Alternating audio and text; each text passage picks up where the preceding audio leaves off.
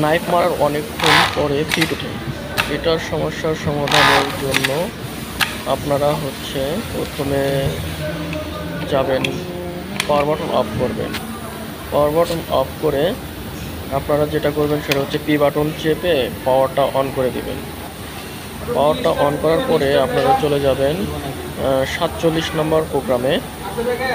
47 নম্বর programme এনে আপনারা zero থাকবে সেখানে, জিরোকে আপনারা অন করে দিবেন। অন করে দেওয়ার পরে যাবেন 70-এ যাওয়ার পর অফ থাকবে এনও করে দিবেন। তারপরে 75-এ যাবেন, এনসি থাকবে এনও করে দিবেন। তারপরে দেখবেন যে সমস্যার সমাধান হয়ে গেছে।